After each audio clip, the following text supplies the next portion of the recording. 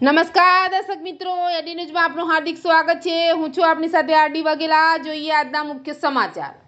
અંકલેશ્વરના હાર્દ સમા ઓએનજીસી થી ભરૂચી નાકા સુધીના માર્ગના સમારકામની યુદ્ધના ધોરણે કામગીરી શરૂ કરવામાં આવી।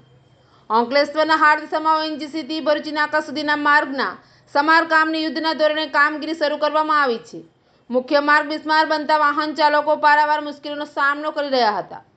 અંકલેશ્વર પંથકમાં છેલ્લા 2 દિવસથી વરસાદે વિરામ લીધો છે, ત્યારે શહેરના માર્ગોના નવીનીકરણની કામગીરી પણ શરૂ કરી દેવામાં આવી છે। અંકલેશ્વરના ઓએનજીસીથી સંત શ્રી કેતેશ્વર સર્કલથી ભગવાન બિરસા મુંડા સર્કલ ભરૂચી નાકા સુધીના સ્ટેટ હાઈવેનો માર્ગ નગરપાલિકાએ પોતાના હસ્તગત લીધા બાદ તાજેતરમાં જ આ માર્ગની કામગીરીનું ખાતમુહૂર્ત કરવામાં આવ્યું હતું। ત્યારે વરસાદે પણ વિરામ લીધો છે, એવા સમયે માર્ગના સમારકામની યુદ્ધના ધોરણે કામગીરી ચાલી રહી છે। અંકલેશ્વરના હાર્દ સમા આ માર્ગના અત્યંત બિસ્માર હાલતમાં થઈ ગયો હતો, જેના કારણે વાહન ચાલકો પારાવાર મુશ્કેલીનો સામનો કરી રહ્યા હતા। પરંતુ હવે આ માર્ગનું નવીનીકરણ થઈ રહી જતા વાહન ચાલકોને રાહત પડશે।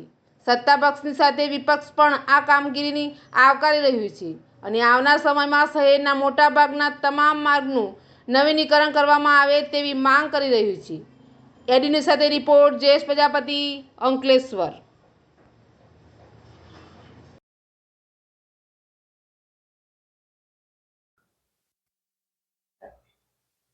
અંકલેશ્વર શહેરમાંથી પસાર થતો મુખ્ય માર્ગ ઓએનજીસી 3 સ્ટાર અને 3 સ્ટાર ભરૂચી નાકાનો રોડ જે પહેલા માર્ગ અને મકાન વિભાગ પાસે હસ્તક હતો, પરંતુ અમે માન્ય ધારાસભ્ય શ્રી ઈશ્વરસિંહ પટેલ સાહેબને રજૂઆત કરતા એમણે રાજ્યના મુખ્યમંત્રી શ્રી ભૂપેન્દ્ર પટેલ સાહેબને રજૂઆત કરતા આ રોડ અંકલેશ્વર નગરપાલિકાની હસ્તક કરવામાં આવ્યો છે અને આ રોડ અંકલેશ્વર નગરપાલિકાને મળતાની સાથે જ અંકલેશ્વર નગરપાલિકા દ્વારા આ રોડનું ખાતમુહૂર્ત 20/9 કરવામાં આવ્યું છે અને હાલ આ રોડની કામગીરી શરૂ કરેલ છે।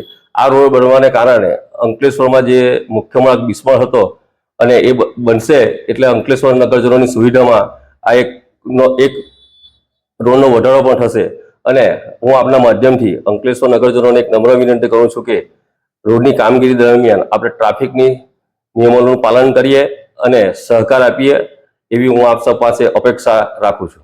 નીલેશભાઈ, આ રોડ પીડબ્લ્યુડી પાસેથી નગરપાલિકાએ લેવાની ફરજ કેમ? નગરપાલિકાએ વિકાસના કોઈ પણ કામ કરવા હોય તો એમની પાસે ક્યાં મૌખિક ક્યાં લેખિતમાં અમારે હર વખત મંજૂરી લેવી પડતી હતી અને સરકારશ્રી દ્વારા જે સ્વચ્છતા પર જે ભાર મૂકવામાં આવી રહ્યો છે અને હાલ જે સ્વચ્છતા માટે અંકલેશ્વર નગરપાલિકાને જે 10 કરોડની જે ગ્રાન્ટ ફાળવી છે એના અનુસંધાને અમારે આ રોડ લેવાની ફરજ પડી હતી। આ રોડ અમને મળવાના કારણે હવે અમે આ રોડ પર કોઈ પણ પ્રકારનું બ્યુટિફિકેશન કે કોઈ પણ પ્રકારનું આયોજન કરી શકીશું।